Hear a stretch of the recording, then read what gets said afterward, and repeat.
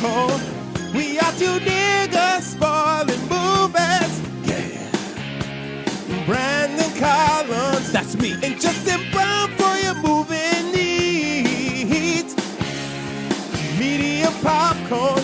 Woo! You haven't seen it, well, we're gonna spoil it. Spoil it in your face. That's your warning. So if you get pissed, it's all your fault.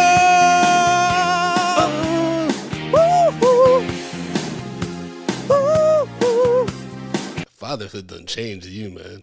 Mm-hmm. Acting crazy. Hey, what's up, little biscuits and sun-dried tomatoes? It's your boy, Eddie Collins. Guys, it's Justin Brown. And we are back with another edition of Medium Popcorn. But you already knew that because you heard us singing over the imitation of Phil Collins in Earth, Wind, and Fire.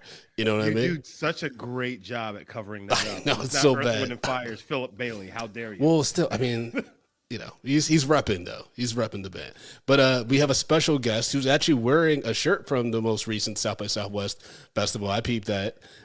Mr. Mark Ellis, how are you doing, sir? Nothing gets by Brandon Collins. That's right. I've been watching college basketball all day and doing a whole lot of nothing. So this been like I walk around my house kind of like a UFC fighter in the cage. Like I just kind of have shorts on and nothing else the majority of my life. And so I looked in the drawer and I was like, let's see, I should probably wear something.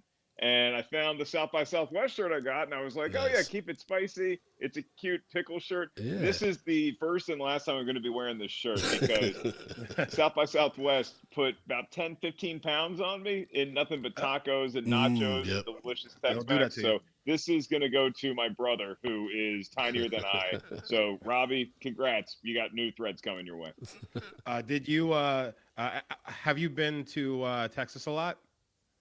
I've been to Texas a fair amount, never to live, but to do stand-up. And so, like, I've hit the major metropolises, Houston, Dallas, and Austin. And then I've been to South by Southwest a few times. So this year was kind of the best of both worlds because I got to cover some film stuff, see Brandon a few times. And then I also got to go out and do stand-up a few times at Mothership. It's right there on 6th Street. So it was a whole lot of work, a whole lot of calories, and I'm still kind of doctors are still trying to get the smile off my face from all the fun we had. So the question I need to ask you is like, what is your take? Whataburger. I'm fine with Whataburger. I have not gotten to the level with burgers that I am currently with pizza. Like I used to just be able to, you give me your Domino's, your Pizza Hut's, Papa John's, fine. And then I just became a pizza snob to where I need it to be great, like New York kind of, big, thin, fold over slices. Burgers, I'm pretty easy to please. Like, I don't care where it comes from. The only place that I don't love is none. No, you know what? I love them all. I'm easy. I'm good to go. Whataburger is great, but I will say P. Terry's, which is like in Austin only. Yeah. And it's kind of like this little chain in Austin, and it's surrounded by an army of Whataburgers. P. Terry's is good stuff. So get through the Whataburger wall. It's good. Yes. It just it takes a while. It takes a while for the burgers, but that's everywhere too. Whataburger takes a while. I mean, it's just the pace of Texas and everything. They have a mint Oreo shake that I would wait all day for. Okay. So, I mean, I'm sure you did. I'm sure I didn't try it. Yeah. I'm not a big mint in my chocolate kind of guy, but I'll check it out. What happened to society? Because when I was growing up, you had like vanilla and chocolate ice cream. Sure, everybody's kind of cool with that. And then mint chocolate chip was like right there. It was like right there. And then chocolate chip cookie dough came out. And I love chocolate chip cookie dough. But chocolate chip cookie dough and those hippies up in Vermont, Ben and Jerry, started creating all these different flavors. And mint chocolate chip is now this kind of niche market where it used to feel like the third biggest ice cream flavor. Yeah, mint just got away from us. You know what I mean? Yeah. It's like even in drinks, the only thing you can really get mint in is a mojito, and bartenders hate making that shit. So you don't want to get that because there'll probably be some spit in it. It's just out of fashion, but it might come back. I was literally just talking to somebody today about how I like a little mint in my tea. So mint iced teas, like I'll drink mint teas, things like that, hot or cold. I'm down with that. But when you start going into my ice cream, you start throwing that mint in there, I'm gonna get a little cranky. That's just who I am. I think we got the gateway for Justin, though. Yep. We're just going to keep tricking him with his tea, and eventually we're going to re-infiltrate your ice cream like the old days. Mm-hmm. But overall, you had a good time in Austin, Mark, during the festival and stuff, and your shows and everything. They were great. I had a blast, dude. They really do the festival right, and it's kind of exciting to get to a town, and it's not like as fast paced as like a San Diego Comic-Con, and there's a lot of people, but like a Comic-Con, there's so much stuff you're trying to get to in a period of basically 3.5 days. And South by Southwest, sure, there's like events and pop-ups going on, but if you want to, you can take like 5-6 days if you're there and just kind of pace yourself. So I like the pace of it. I like the people, and every time I go, I'm like, yeah, I gotta come back and do this next year. It's so much fun. Yeah, and I also think like doing the show and then having being able to participate in things in the festival, like that's like the best of both worlds. Like getting to perform and everything, getting paid to basically do like a fun trip, everything like that. Like when I did Drum Black History, I was like, oh, I'm doing this every year now. Like this is fantastic. Hopefully we can even do a medium popcorn down there because it's just like it just makes sense to perform in a city that does comedy and stuff if you're already there, you know. Sign me up for that, man. Y'all need a guest last minute. You're on the street in Austin. I'll bring P. Terry's mint shakes for you and Justin. Well, I was hoping to do a showdown with you. I was hoping to do a showdown when we were in town, but you left the day before the Douglas Movies show at the festival. How'd you do? Did you win? I did not win. I did not. Joe DeRosa took me out. Yeah. Oh, he's good. Yeah, man. he was good. I got him the first 2 rounds though, but then the last one on live shows, I always tank. It's like a weird thing.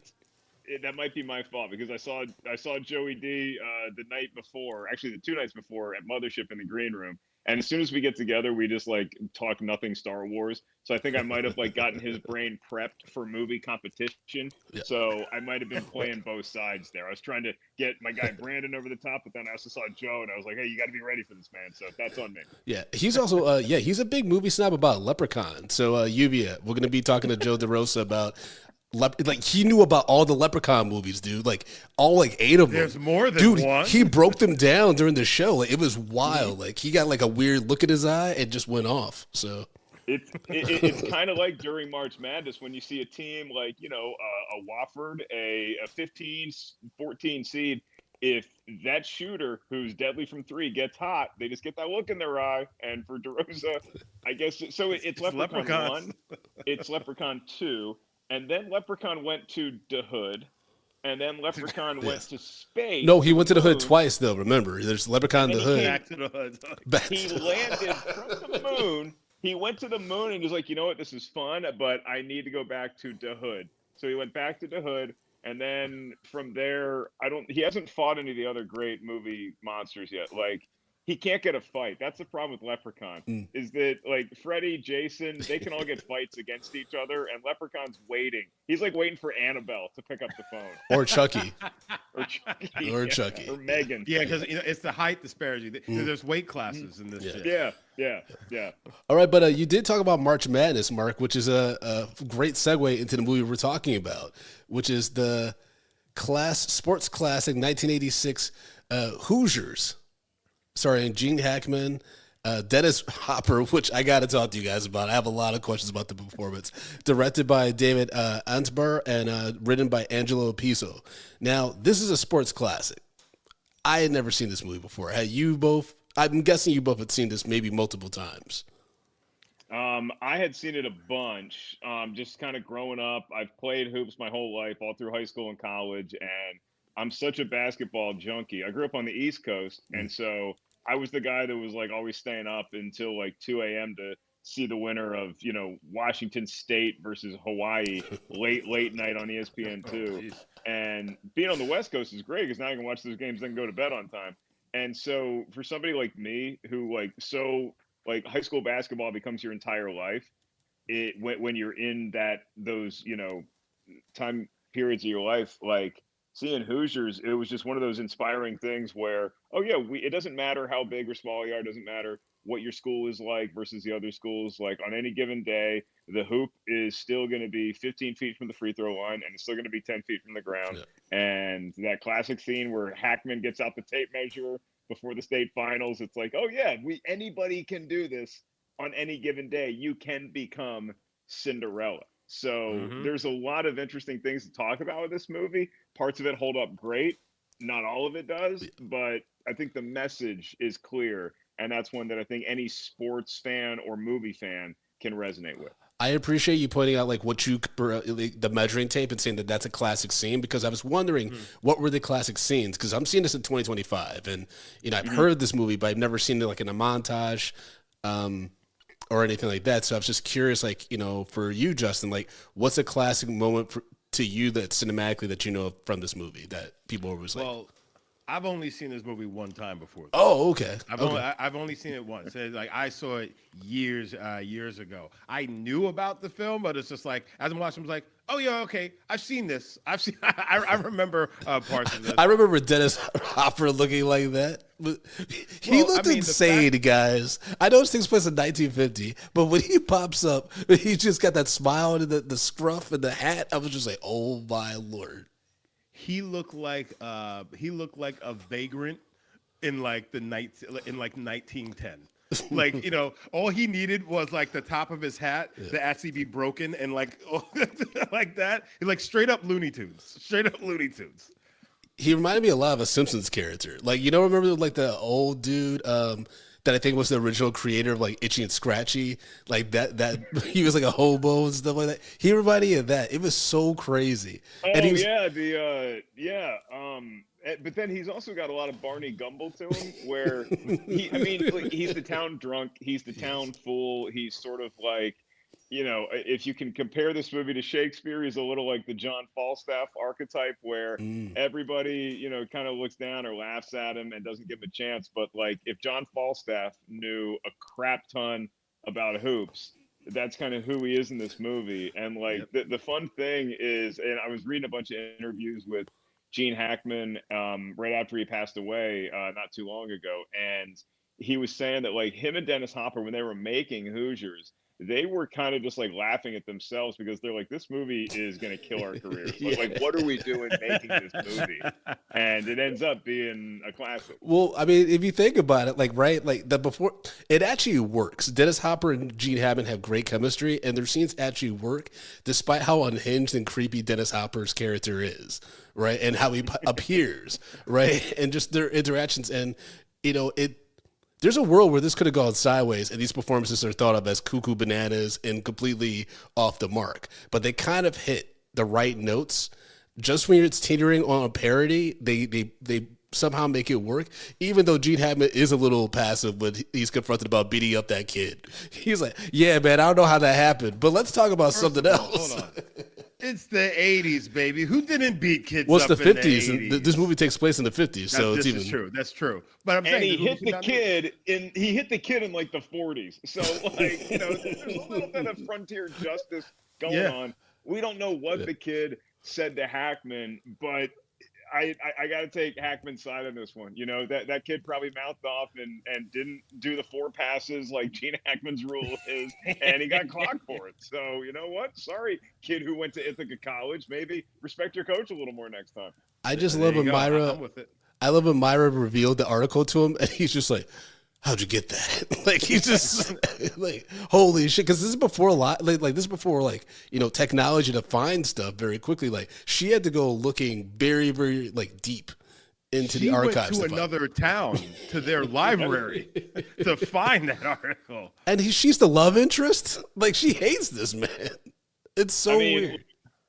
Technically, yes, she's the love interest, but the Hickory population, if you have a pulse, you are pretty much in the running to be the love interest. And true. I mean, poor Barbara Hershey's character, it's like you have her who is just, she's so kind of like passive aggressive, angry at herself for staying in this town, but she's also angry at everybody else for being exactly who they should be in this town. And she clearly doesn't have a lot of options. So even when a guy who's probably 20 years her senior comes to town with this checkered past, she's like, you're better than Dennis Hopper, so I guess you and I are gonna make a life of this. Yeah, she is. I mean, he is, because Dennis Hopper's living in squalor and like a fucking. He's like, at first, for the exterior, it looked like a decent house. He was like, "Hey, what you doing here? I got my shotgun. Come on to my house." And then you get inside, it's just holes everywhere, like the Spot's lair. And he's just like, "Yeah, it gets kind of rough here in the winter, but it's all right." Like, What? Brandon, have you been to Indiana? Yeah. Dude, that was And this nuts. is Hickory, man. This is like the smallest of the small towns. And Yes. so I do love the line that there's a couple things I forgot rewatching this movie this week. And one of them is when a couple times the townsfolk reference how Hickory, most maps don't even have Hickory on the map. Like you have to work just to find this place. It's not like the library in Deerfield that's like 20 miles that way. Like this is hard to even acknowledge as a township. And then you have a basketball team that barely has enough players to field a squad. And how are they going to go against these, legendary? Because Indiana, Such a crazy story. always had basketball as its blood. And I think that this was the perfect time for this movie to be made. Because even though it's very loosely based on a true story, the team that it's based on, I think it's like Milan High School or something like that, they ended up winning the championship, but they returned most of their players from the year before. They had a full team. Yeah, they were doing well.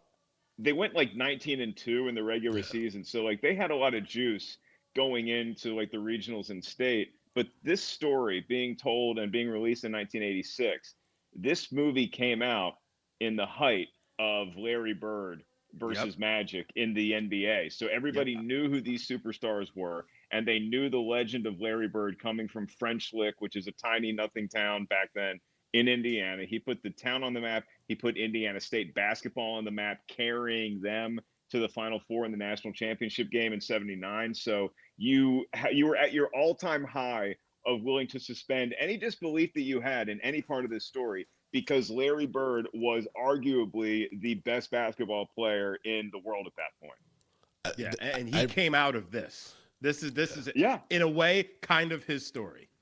I appreciate that context. Yeah. Like I didn't put two and two together. Now you're telling me about like the time in which they came out, because the biggest question I had was also like in learning the historical, the accuracy of this team and everything. You find out the team was very well integrated racially, and like they just like basically it is an all white team, but then they play at the end of the championships against an integrated team, and you're like, well, okay, I guess there's no black people at the school, but then you saw a black person in the band for the Hickory like out of a team. I was like, what the fuck?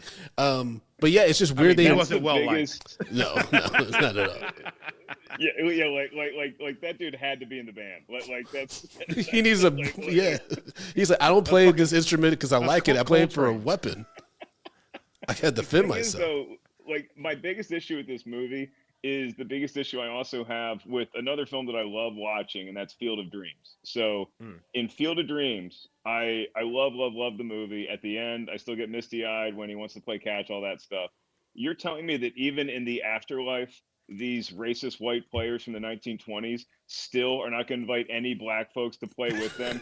You got Satchel Paige, you got Josh Gibson up there in heaven just chilling, and they're like, oh, why don't you guys go to Nebraska to that cornfield? We're going to go play in Iowa. It's like we can't finally have the integrated baseball that we always wanted to see, how somebody like Babe Ruth would stack up against Satchel Paige. Like, we can't have that. It's wild. I've been doing a quick aside. I've been doing a lot of research in the Negro Leagues, and it's just wild how like the white money makers basically who were like the power brokers of this stuff. They're basically like they saw some of the Negroes teams and they're like, nope, we can't integrate this, because they saw. I remember one of them commented on a Negro caught the balls with his bare hands. He had no gloves, and that just terrified them. They're like, he's catching fastballs with his hands. They're mongrels, I tell you. He's like, they're not of this earth.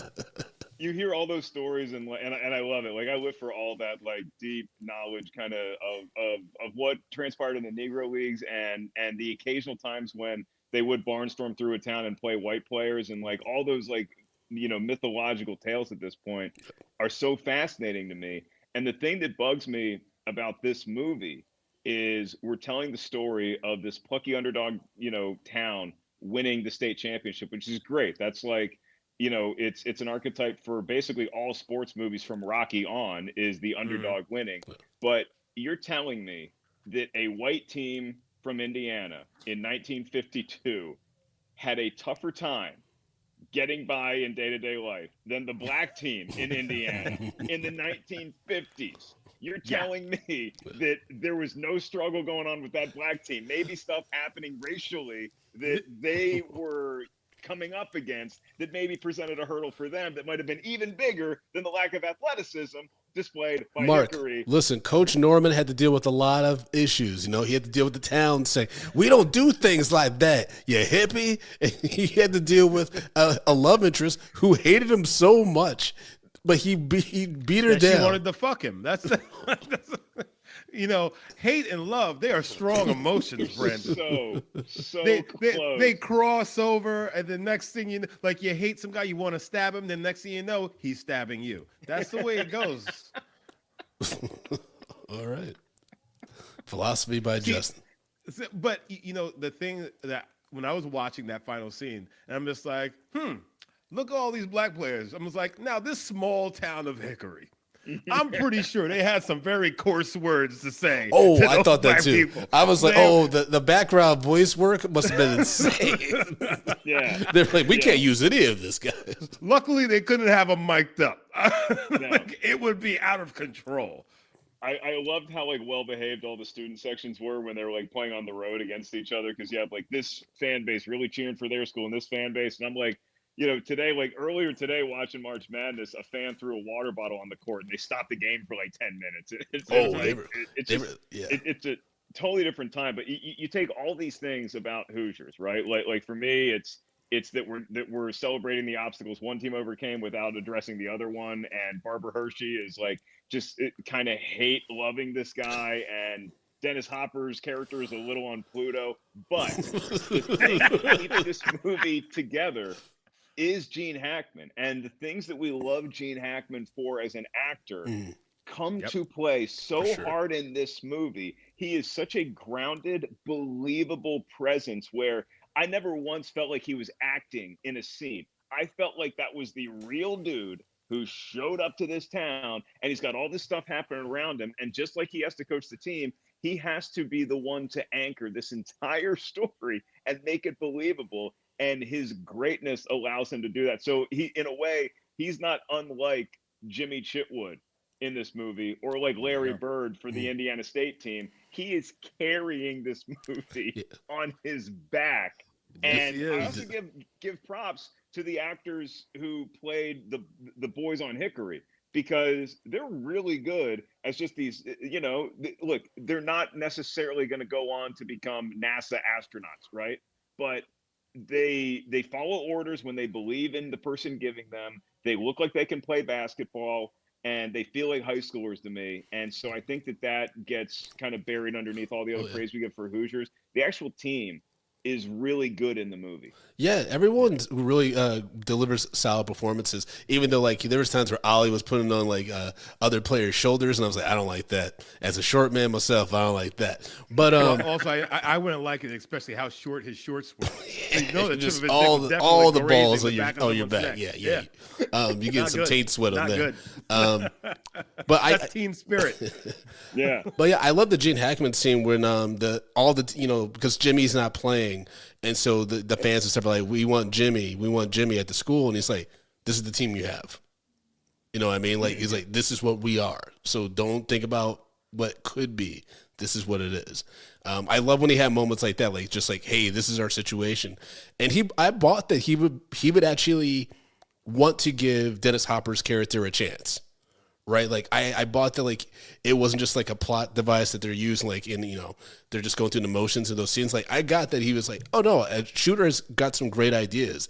It's just he's belligerent, right? Well, I mean, because at the same time, he's been given a chance because no one else was going to give him a chance. It was Hickory or bust. Yeah. So his friend gave him a chance to coach there. Yeah, because, just don't punch the kids. He's beating kids. Yeah. Just don't punch them, Norman.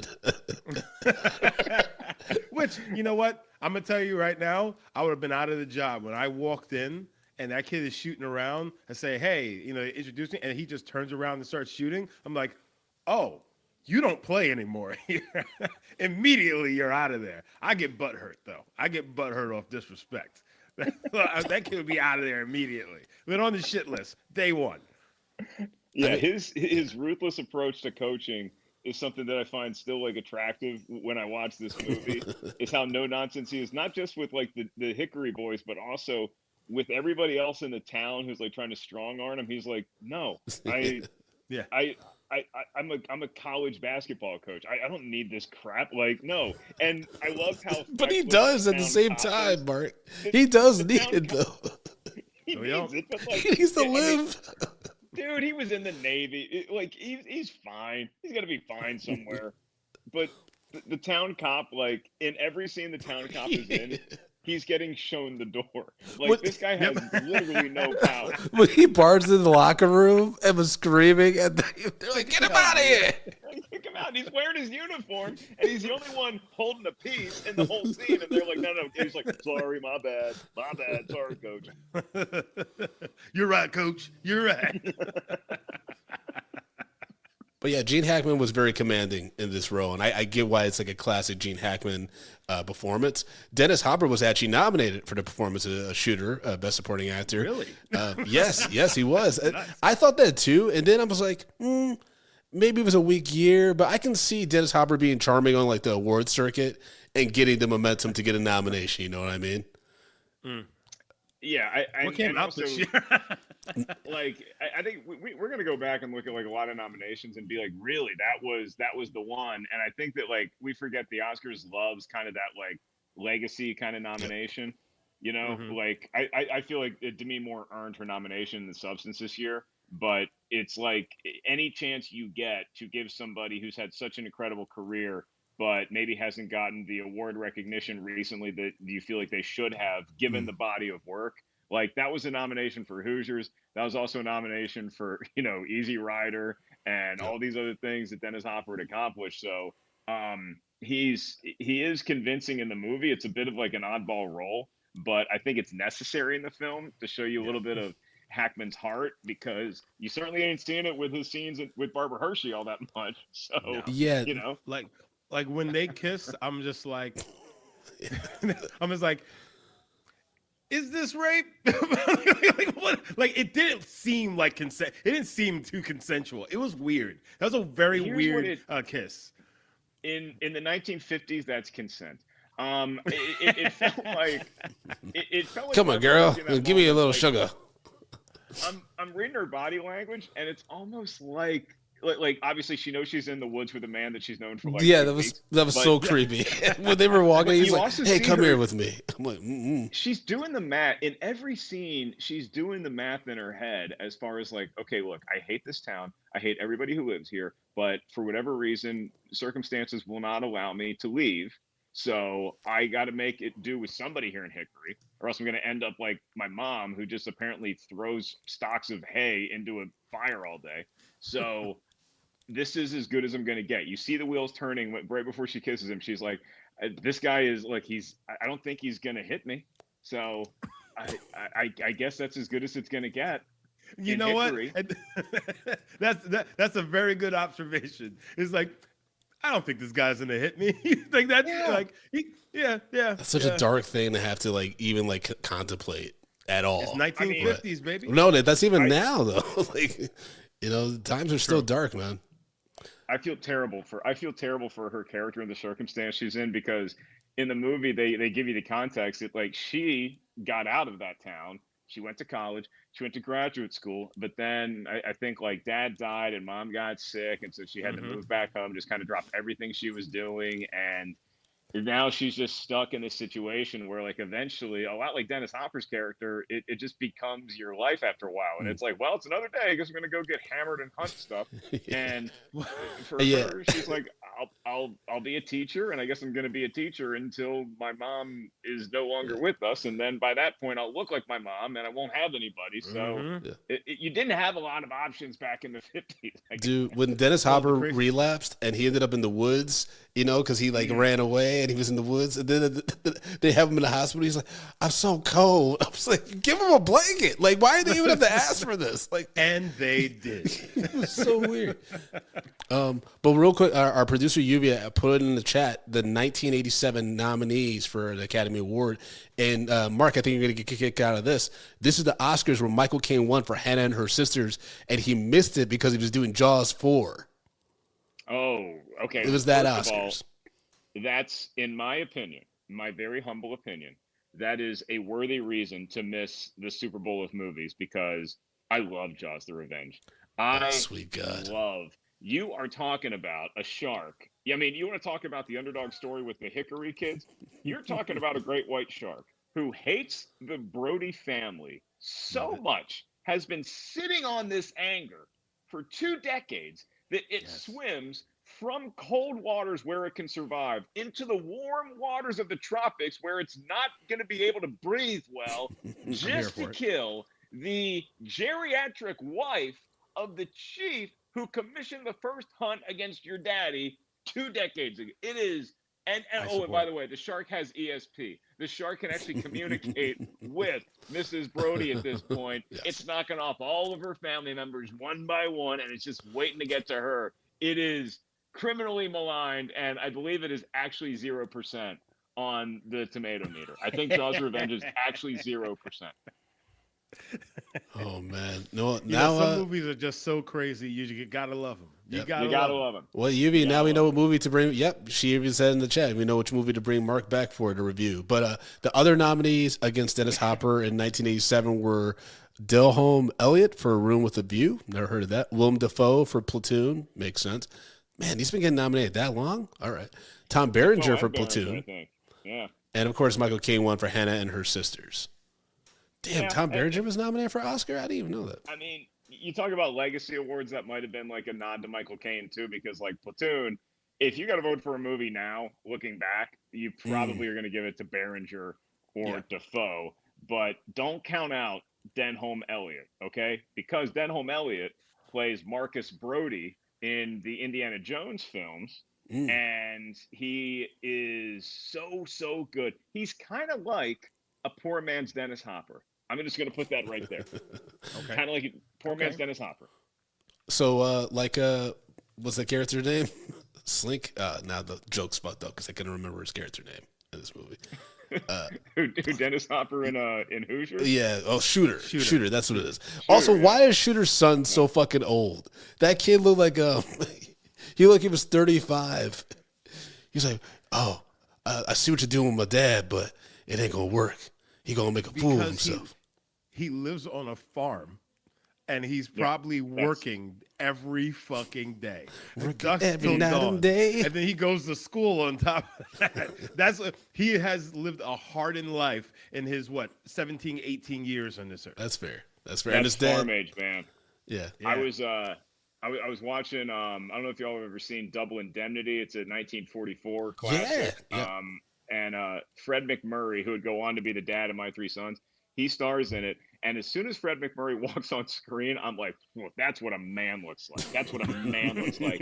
He was 10 years younger than me when he filmed that movie, and he comes on screen, and I'm like, that's my dad. Like people just got old and they got mature quick back in the day. All right. That's fair. I'm in my 40s and I'm walking around my house in nothing but tank tops and board shorts. That's not the way it used to be. All right. If I was on this show in the 1950s, I'd have like a top hat and like a pipe, and I'd be reading the paper and like yelling at one of my 9 kids to shut the hell up because I'm on this newfangled device I don't understand. Like, they had to grow up fast back in Hickory. That is true. I mean, his dad's the town drunk. We don't see mom at all, right? Nah. So we don't know what's really his home situation, right? She left. So where's this kid living? Sure she left. Yeah. Is he living in the Deerfield? squalor house? Where the library is? Okay, because he tells his The dad, library. he's like, I'm gonna get us a house for both of us, and I was just like, where's this kid living? Like, what's his situation? But He's probably just just doing his own thing. I mean, because what does that even mean his in dad comes 1951? What's that? What does that even mean in 1951? Like, where do you go to do your own thing? He could be actually helping out somebody else on their farm. He could be, Pretty much. Most likely, and just like in a way, kind of got adopted by another family, another mouth to feed. But he's working it off. Here's the thing, though. Gene Hackman wants to win so bad that he actually risks shooting himself in the romantic foot, because Gene Hackman goes to Shooter and he's like, hey, I want you to be my assistant coach. You know everything about the teams we're playing, but you got to get sober. The next scene is the game, and we see Dennis Hopper sober. He probably got a good night's sleep. He put on his one nice suit. He combed his hair. He showered. he walks in that gym, and all of a sudden, Barbara Hershey's like, no, who's this guy? We got another potential like bachelor here for me to give a rose to. So Gene Hackman playing with fire, because I think that's where you were going. Takes the shooter, then Barbara Hershey could leave Hackman and go to Dennis Hopper. I did not see that. So like she was like, wait a sec, who the fuck? Wait, who's this handsome? Oh, that's fucking Shooter. Nah. Yeah, because through the old glasses. Because he's going through withdrawal. He definitely smells like pea schnapps and stuff still. Like he doesn't just waft away, you know. But I mean, the editing of this movie smell more like urine and vomit. Oh yeah, because there's a scene where like Gene Hackman winces when he pops up. But all right, and also he's not drinking fucking Bud Lights. He's drinking straight moonshine. He's moonshine. Yeah, from his fucking shoe and stuff. He made me feel a lot better about my own nights when I drink too much, because me drinking too much is like, wow, I had all 6 Coors Lights, and he is like, I mean, this guy's going through a bottle and the sun is still up. Like, Hackman meets him like an hour before the game. He offers the bottle to Hackman. He's like, "You want to snort?" Anytime an old guy offers you booze and he says, "You want to snort?" Yeah, that's never good. In the other direction. That's not a good sign. You're not doing good. No. To that point, so this movie was edited. I do want to shout out the editor, because their work was interesting. Carol Timothy O'Meara, because the pacing of this movie is wild, because there's some very sharp edits where you're like, wait, what just happened? Like there's like a game montage when they're starting to do better, right? Shooter's getting sober, and then out of nowhere, just Gene Hackman's dunking his head into a sink. It's like, you got to get clean. And I was just like, what? It threw me off, man. Do it. He's waterboarding him. I'm like, what? And mind you, this is before we found these punching kids. So I'm just like, is he an abusive coach? Like, yeah, it may just be Hackman getting a little too much Bobby Knight in him, you know. And to that point, just to briefly backtrack, I feel like that's the other reason why in 1986 audiences just accepted that this guy punched a kid and he feels bad and now he's over it. It's so small. Bobby Knight was, peak Bobby Knight. He had won a couple national championships. He was still riding high at Indiana. And this is when 86 was probably the year that Knight's antics started to quietly sort of steal some of the headlines from his greatness as a basketball coach. That's when he started throwing chairs across the court and kicking basketballs into the stands. And so you just kind of tolerated that sort of belligerent behavior if they had won enough games for you. And the edit that always like kind of that shook me last night is one of my favorite scenes. And Brandon, if you were asking for like what's the real special moments in this movie, one of them is when Hackman gives his coaching playbook to Shooter because he gets kicked out of the game. Again, dude gets jacked out of like 11 games. Yeah. And Shooter calls the play, and he needs a minute. And he's like, all right, yeah, and we're going to run the picket fence. And then they do it, and they win the game. And I love that moment, because it's a guy who's the ultimate underdog. He's been cast out, and now he's in this pressure position, and he does the job of coaching the boys up. But there's a scene before that when Hackman gets kicked out, and he gives it to Shooter, and Shooter just completely chokes, and they cut away from it, and you don't know what happened. Yeah. It's like, wait, who won the game? Yep. There was moments where you're like, wait, where am I? Like, let me center myself. I wanted to know their record. I wanted to know their record for them to get into the championship, because it seemed like they lost a fair amount of games up top. Yeah, with the new strategy. Great point, Justin. I had no idea. After 6 games, I had no idea what this team's record was. They could be 5-1, or they could be 1-5. I had no idea. Or they could have been 0-6, and it seemed like they were 0-6. Gene Hackman, like even when they were winning, he would come back and be like, "Oh man, we're gonna get the weekend off, guys." But it's just like, did they win? A lot of work to do. Well, I think my favorite sports movie of all time is White Man Can't Jump. The original, right? Yes, I didn't watch it. It'd be so funny. It was like Jack Harlow really killed that shit. Yeah, I mean, look, I love Woody Harrelson, but did you see Harlow? No, the original. And like most basketball movies made since Hoosiers, I think they at least let you know if the team won said game or not. And maybe that's just the culture we're in now is, like everybody's in the sports documentary world where we need to know all the facts. And like, as you're watching a documentary unfold, it tells you who won this game and all this stuff. And there's kind of a romantic, dreamy quality to Hoosiers where I could see this movie ending with Gene Hackman waking up in jail the next day. And he got thrown in jail for hitting the kid he was coaching in college. And he had this dream fantasy of moving to this small Indiana town and saving the day because he was so upset that he ruined his coaching career forevermore by punching a kid he didn't like. So his mind just dreamed this Disney fantasy of what it would be like. What's so wild about that plot point? You're a wild man, Mark. Dude, what's so wild about that plot point is it's like kind of like glossed over pretty quickly. She's like, you punched the kid, and he's like, yeah, man, like I don't even know what that was. Like, can we talk about yesterday? This dinner? Like, Gene Hackman's like, I don't even want to talk about it. Like, I don't know He's what like, the fuck. Hey, kids get punched every day, B. You'll be all right. B. He calls her B. And the way they were in the woods. I might have hit a kid. Anyway, you see that trail? You want to see where it goes? That's what I'm saying. Like she brought this up when they're in like the woods, and she's like confronting him with this article, and he's just like, "How'd you find that?" I was like, "Is he gonna kill her? Like this is gonna take a turn." Wait a second. When she approached him, he had his head on the fucking on like the fence. He was just standing there and out there with his head on the fence, just like shaking. And she walks up behind him. He's like, oh, well, there you are. Like, what was going on when she showed up? This guy is made of Teflon. Look, I hate to bring in the modern day political comparison, but this guy's basically the Trump of this town because he has everything against him. There's no reason this guy should still be coaching this basketball team at all. And then the news comes out that he hit a kid 10 years ago.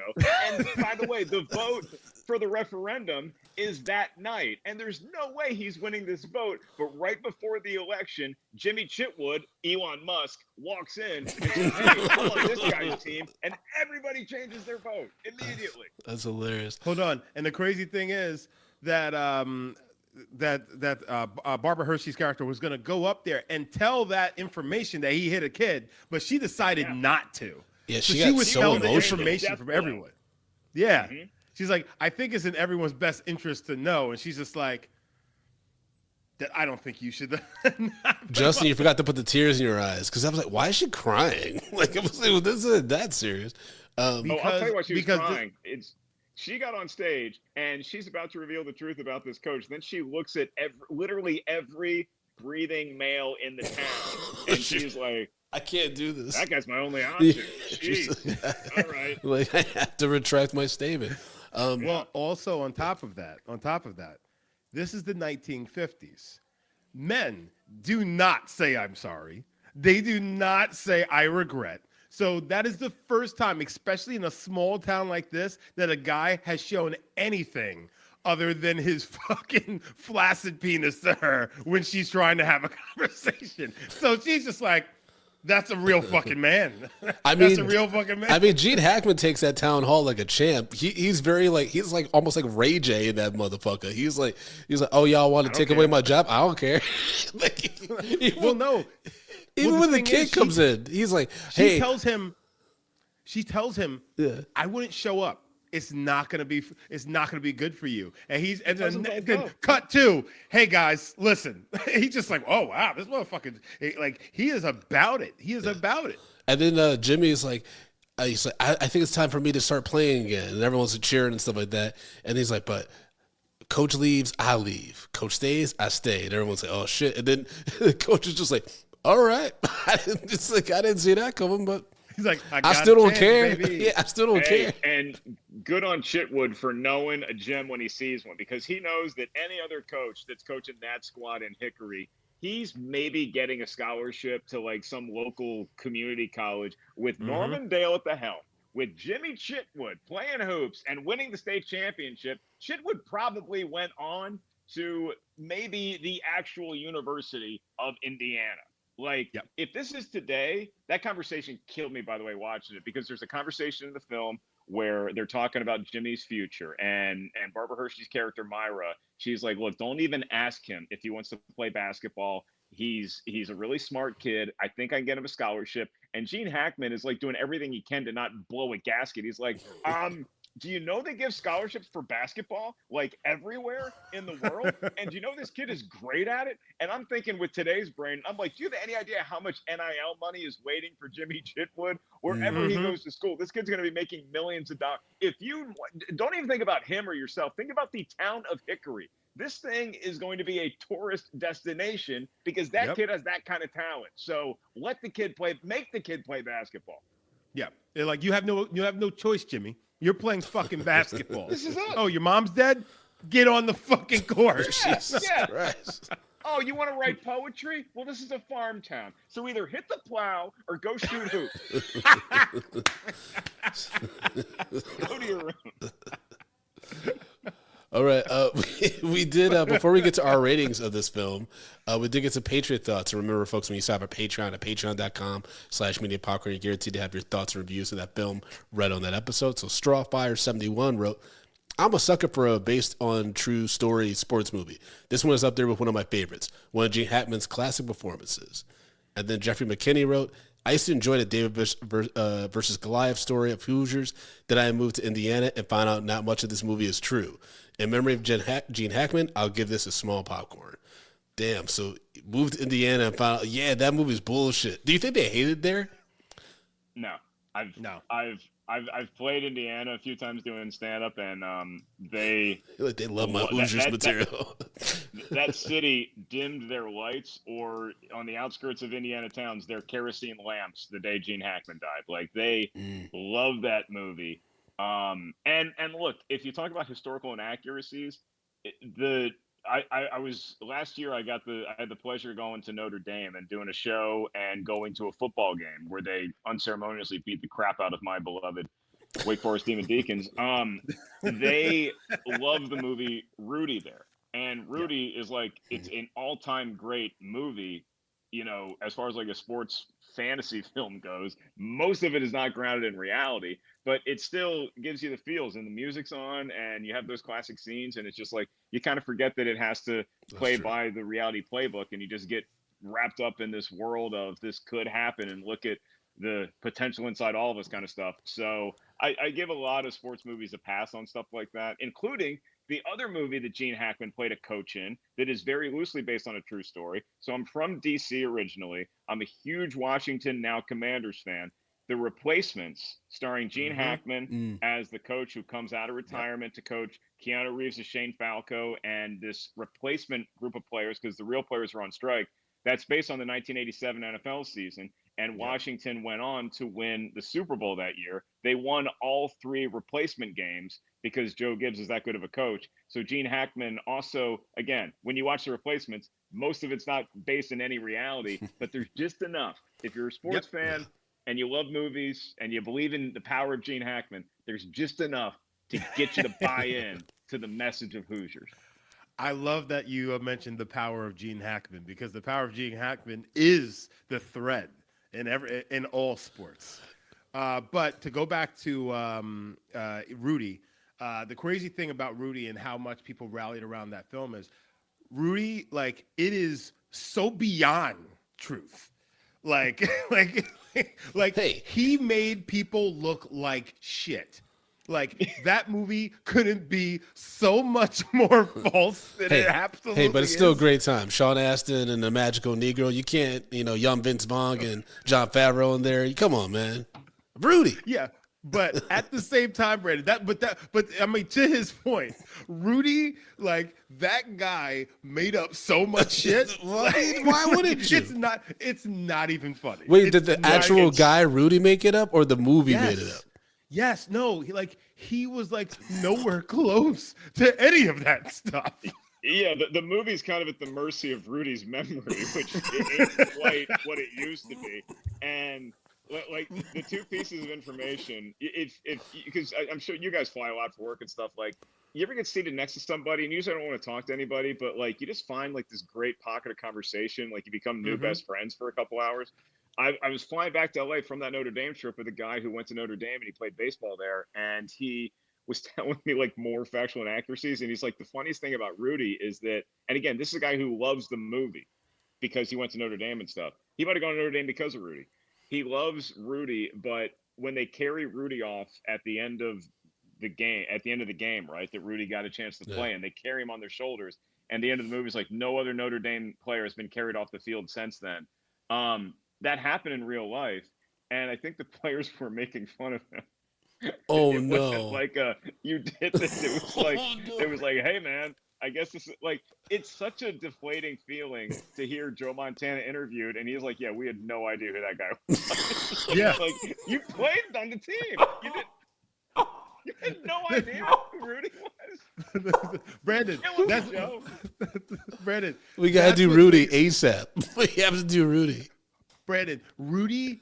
Once you find out the history of Rudy, it's fucking nuts. All right. Because this guy just made up everything, and he's just like, no, this is my story, historically accurate. Well, you know, I appreciate that, but we're not talking about Rudy, guys. We're talking about Hoosiers. And I do want to go back to one thing about, you know, Gene Hackman being the glue for everything, because I do think that he's the glue that brings everything together. But apparently he was a source of tension on set, and his move only improved when Dennis Hopper arrived. Later on, Hackman would acknowledge that he was incorrect in his assessment of the film's potential success and his behavior on set. But this is one of several films now that we've talked about with Gene Hackman where he hasn't quite been the easiest person to work with. I buy it. I mean, the way that he kind of owns the screen, not in a ungiving way for an actor. Like as an actor, he's very giving to folks who he's in scenes with, but he's also like just such this force of nature and this quiet kind of thunderstorm. Like imagine going up to that guy as Norman Dale and being like, oh yeah, Gene, there was something wrong with the camera. We're gonna have to do that scene again. Just imagine the look, the same look that he gives when, like the kid Rafe, who he has to kick out of the game because he took a shot too early. Like he's giving that same look to the cinematographer. He's given it to the director. He's given it to probably, if God forbid one of the other actors drops a line, Gene Hackman probably demands perfection the same way that Norman Dale demands perfection on the court. So it's one of those things like, yeah, he may not be the most fun guy to work with, but the results speak for themselves. Well, I also want to point out, it's just, you know, you got to look at, so Gene Hackman was born in 1930, right? Now, mind you, he was in the Marine Corps, like right after World War II. This was that part of Hollywood where it's like, oh, you came out of the military. You know what? You deserve to be on screen. And like, there was a lot of like that stuff going on. So those guys were very much different than, you know, the crop of, you know, entertainers that we see now. So like, you're putting guys who's just like, they're no business. I mean, they're not fucking around. They're all business. And then you're putting them in the theatrical world. It wasn't going to go, like, you don't see that anymore. Like, yeah, I mean, people like Gene, you never see that anymore. Well, you have to be extra crazy to go through such an intense wartime experience, and then play pretend where you're like Lex Luthor with Superman. You know what I mean? Like, that's a wild spectrum. Now, mind you, Brandon. Yes. Gene Hackman enlisted at the age of 16. He lied so he can. Oh yeah, so he's extra crazy. He was extra nuts. Yeah. I mean, or he just didn't really have much going on. It's probably a mixture of both. And so then dude shows up to the set of Hoosiers, an ex-Marine who's already been the most acclaimed film actor of the last 15 years. He'd already done The Conversation and the French Connection movies and all this other stuff. And then he shows up on the set of Hoosiers and he's like, oh, I'm just playing a guy who's in the Navy? Okay, piece of cake. Like, this is nothing for me. Well, I mean, he did give the director anxiety, apparently. So, you know... Here's the thing. He's in a lot of those scenes where they probably had to shoot again and again and again because they're basketball scenes, and you have to make the shot. Imagine the pressure of being Jimmy. The kid who played Jimmy Chitwood had never acted before, And he was a good basketball player, but he had never acted before. So imagine acting in a scene in your first movie with Gene Hackman. Not only do you have to get the looks right and you have to land on your mark, you also have to hit this jump shot, or else we got to say cut and go all over again and have Gene Hackman scowling at you, which puts even more pressure on you. And it's on the whole film. day's ruined. Yeah, and this is film. This is film, not yeah. digital. Yeah, that's right. Yeah. Yeah. It's a moving picture show. It looks great, Jimmy. Just keep shooting the ball and maybe it'll go in the hoop. Our producer Lluvia found a few letterbox reviews that she thought we should read on Hoosiers. The first one is from Luke Manning, who wrote, "The most average film ever made. Yet living in Indiana, you would think it's a multi-Oscar winning film. 3 out of 5 stars." Then we have Morgan, who wrote, "Ladies, if a man tells you to watch a sports movie, say no. 1 out of 5 stars." Jesus Christ. All right. Caroline wrote, "Motherfucker wore denim to shoot hoops, and everyone was like, that's the star we need on the team. I will never understand the Midwest. 4 out of 5 stars." It gets cold outside. It gets very, very cold, especially like Indiana, Illinois. Yeah, it's oof. And then last but And not in the 50s, they didn't have like the pull away sweats in the 50s. No, I mean, y'all saw what was happening with Smoker, whatever, Shooter. He was living in squalor. He was like, yeah, I laughed so hard when he said, the winters are real hard, but I make do. I was like, oh, shit.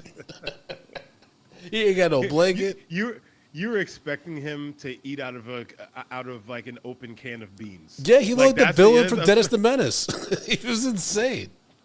Oh, dude, as soon as you meet his living situation, you're like, that guy eats the same food as his dogs every day of his life. And his dogs eat better. His dogs love the Alpo, and he just makes do with it.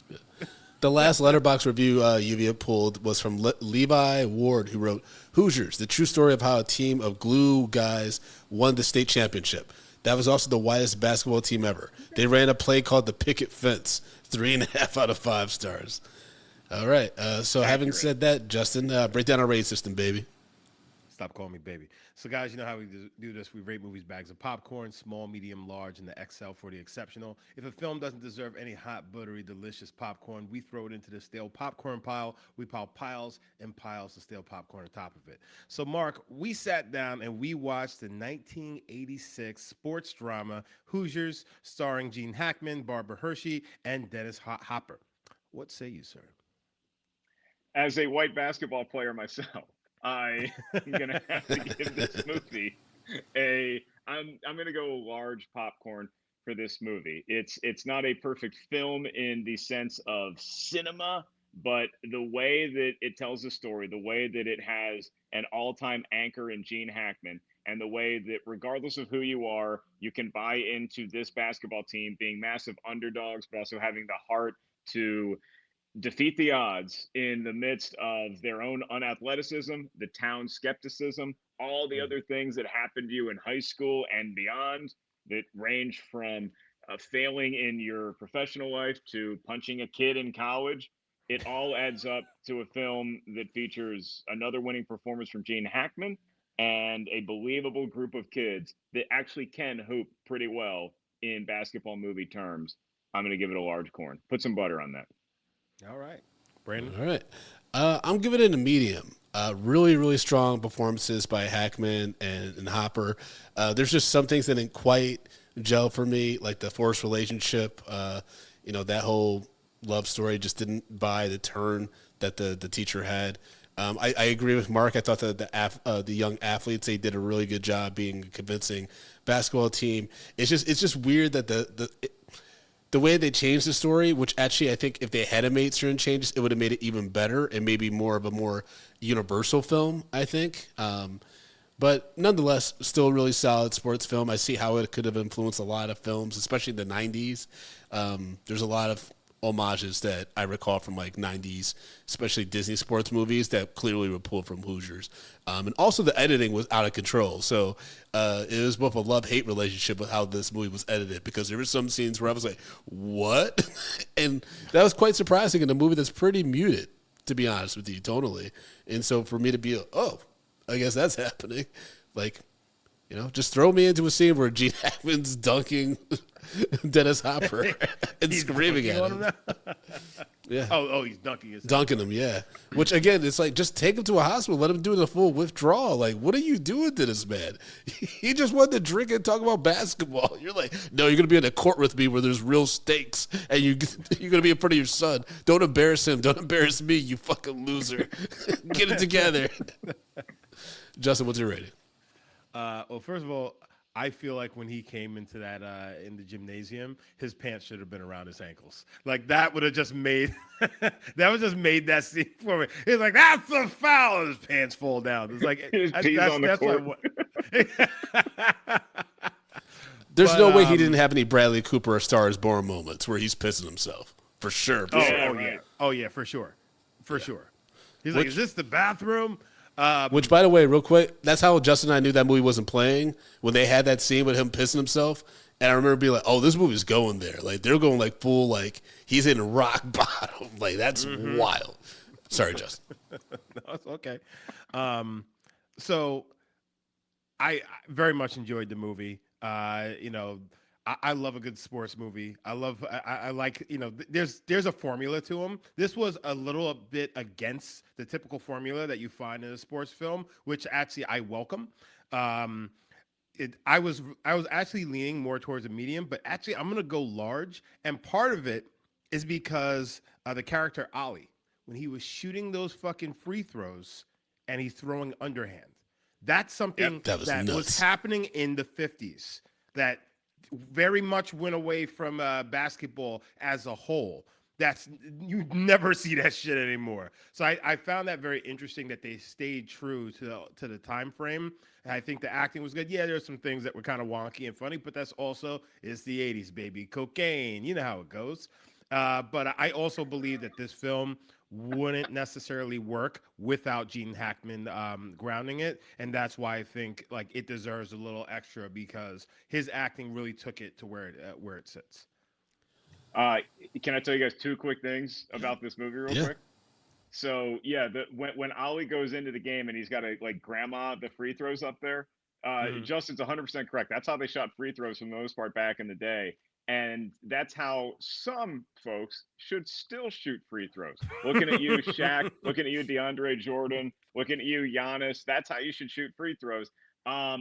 Rick Barry, who is, I think, second or third in the all-time NBA free throw percentage, shot them underhand as late as like the late 70s. But more importantly, to Hoosiers, David Onspaw directed this movie. He only has directed one other film that is fresh on the tomato meter. That film, Rudy. Oh my gosh. Oh yeah. It all comes full circle, baby. We're telling It's all about Rudy, baby. Lluvia, put it on the list. We gotta do it. Mark, thank you so much, man. Little lie. Mark, thank you so much, man, for hanging out with us, talking movies and shit. We definitely have to have you back on either for Rudy or not for a Leprechaun movie. What was the other thing? Jaws 4. Oh. Yeah, hey, Jaws 4. You want me for Jaws 4? You want me for Rudy? I'll be honest, guys. I need friends. All right, so just like hit me up anytime, day or night. I'm around. This was an absolute blast, man. It was fun. This week of all weeks, as we get into March Madness, to put on Hoosiers last night, right before I watched like the first 4 games last night, and then I watched Hoosiers, and then I watched basketball all day today, and it's just like it is a hoop dream for me. Tell the listeners. So sorry. Hold on, really quick before we go there. I just want to say Mark is also extremely nice to be on the podcast with someone who actually does know sports, so I can actually give some sort of sport knowledge here, as opposed to sitting next to my little sister Brandon, who knows nothing. So it was a huge pleasure to be able to talk to another man. How dare you misgender me? Hey, we got your back, Brandon. All right, and Brandon, I want you to listen up. All right, when you're on tough times and you're living in that shack in the woods with your 2 dogs, Justin and I are going to need you to come help coach our basketball team. I look forward to it. I mean, I'll probably anything, shoot collapse. underhand. Shoot underhand. And you two would purposely get kicked out of the game and be like, Brandon, you got it. Just chugging on a white Hennessy Oh, flask. Justin and I aren't showing up. Justin and I are driving to civilization. The players are We're like, not showing up to that. The players, Mr. Kyles, what do we do? Survive. Mark, tell the listeners how they can follow you and all your show dates that you got coming up, man. I've been locked out of my Twitter account for a couple of weeks. I don't think it's coming back anytime soon. So Instagram is the place. That TikTok, it's at Mark Ellis Live. I'm going to have a slew of tour dates coming up in the summer and the fall. I'm going to be in Las Vegas next week. I'm going to be in Baltimore coming up soon. So got some cool tour dates and just loving life, telling jokes and watching movies and getting to talk about it with folks like you. Dope. That's part of my day. Awesome, man. Folks, you can follow the show at Medium P Podcast on all social media platforms. You can follow me at Frodo_Blackens on Instagram and Threads. Got some show dates coming up, including a 420 show in New York City and some more Drunk Black History dates. So all that's available at FrodoBlackens.com. And Justin, how can people follow you as well as support the show financially? They choose to do so, my brother. Well, guys, you can follow me at JBrownDid on all the social media platforms. But you can support this show, be a part of this show, and make this show even better than it already is by going to Patreon, patreon.com/mediumpopcorn. We have $2, $5, $10, and $15 packages. Our entire backlog goes on to Patreon. We have a lot of bonus content. If you love this show, Patreon is where it's at. So that's patreon.com/mediumpopcorn. That's right. You get to interact with Justin and I, talk about movies and all kinds of weird shit. And you get insider access. We talked about that South by Southwest trip the whole time. Come fuck with us. Patreon.com/mediumpopcorn. Thank you again, Mark, for doing the show. It's been a long time coming, and we definitely will have you back soon, man. Hey, great being with you guys. And next time we hang out in person, I'm going to offer you a bottle. And I'm going to say, hey, you want to snort? Jesus Christ. Alcoholics say snort. That's the way. That's wild. the way. All right. R.I.P., Mr. Hackman.